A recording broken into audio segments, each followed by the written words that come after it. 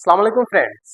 1991 में सिंध और पंजाब के दरमियान वाटर अकॉर्ड्स होते हैं, जिनके मुताबिक सिंध के रीजन को 45% एमएफ वाटर दिया जाएगा और 15% एमएफ वाटर पंजाब को दिया जाएगा। लेकिन हाल में जो सूरत हाल है उसके मुताबिक तकरीबन 20% कम पानी सिंध को दिया जा रहा है, यानी कि तकरीबन 30% वाटर दिया जा रहा है।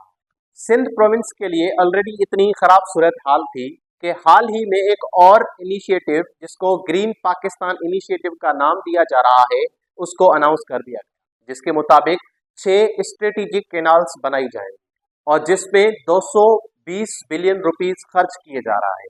इस इनिशिएटिव की अनाउंसमेंट के बाद सिंध में प्रोटेस्ट स्टार्ट हो गए। सिंध में ना सिर्फ पॉलिटिकल पार्टीज बल्कि वेलफेयर पार्टीज और फिर वुमेन पार्टीज जिसमें सिंधियानी तहरीक भी आती है और उसके साथ साथ जितने भी फार्मर्स हैं और फिर लोकल लोग हैं वो सारे प्रोटेस्ट के लिए निकल आते हैं।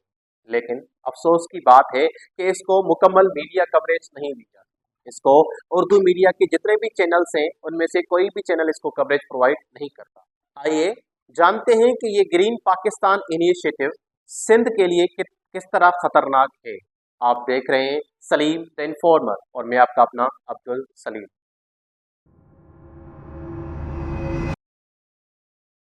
आइए सबसे पहले हम लॉजिकली बात करके देखते हैं।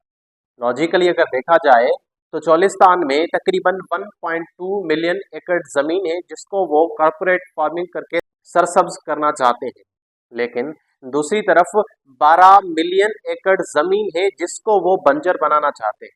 अब क्या आपके बच्चे जो कि स्कूल में ऑलरेडी पढ़ रहे हैं उनको वापस बुलाकर घर बिठा दें और फिर जो बच्चे स्कूल में नहीं पढ़ रहे उनको स्कूल भेज दें, इस तरह करेंगे नहीं, क्योंकि ये लॉजिकली सेंस नहीं बनाता। और इसी तरह यहाँ पर भी तकरीबन 12 मिलियन एकड़ जमीन को तबाह करके 1.2 मिलियन एकड़ को सरसब्ज करने का मकसद है। पंजाब जो कि जोग्राफिकली एक अपर रिपेरियन स्टेट है। अपर रिपेरियन वो होता है जो कि एक अपर पार्ट पर होता है जोग्राफिकली, और फिर लोअर रिपेरियन वो स्टेट होती है जो कि जोग्राफिकली नीचे होती है। और पंजाब जब चाहे पानी छोड़ सकता है और जब चाहे पानी रोक सकता है। और यही सूरत हाल है कि जब फ्लड्स आते हैं तो बहुत ज्यादा बहाव के साथ पानी को छोड़ दिया जाता है, जिसकी वजह से 2022 में जो फ्लड्स आए थे उसमें तकरीबन 5 लाख एकड़ जमीन तबाह और बर्बाद हो चुकी थी और तकरीबन 60 से 80 लाख लोगों को फूड इनसिक्योरिटी का सामना करना पड़ा था। ना सिर्फ इतना बल्कि बहुत सारे लोगों को माइग्रेट करके दर बदर भी होना पड़ा था। लोगों के साथ साथ जितनी भी एग्रीकल्चरल जमीन है सिंध में वो भी सारी तबाह और बर्बाद हो जाती है। और मैनग्रोव्स वो प्लांट्स जो कि एक दीवार का रोल प्ले करते हैं, जो कि प्रोटेक्ट करते हैं फ्लड से, वो भी सारे खत्म और तबाह हो गए। और फिर जब 1991 में अकॉर्ड्स होते हैं उनके मुताबिक तकरीबन 48% वाटर सिंध को दिया जाना चाहिए, लेकिन 48% के बजाय तकरीबन 30% पानी सिंध को दिया जाने लगा। ना सिर्फ ये बल्कि 1991 से पहले अगर देखा जाए तो तकरीबन 75% एमएफ वाटर सिंध को दिया जाता था। उसके बाद 1991 में उसको घटाकर 48 कर दिया गया और फिर 1991 को फॉलो ना करते हुए उसको घटाकर तकरीबन 30% किया गया है। और फिर ग्रीन पाकिस्तान इनिशिएटिव के मंसूबे के बाद इस पानी को भी घटा दिया जाएगा।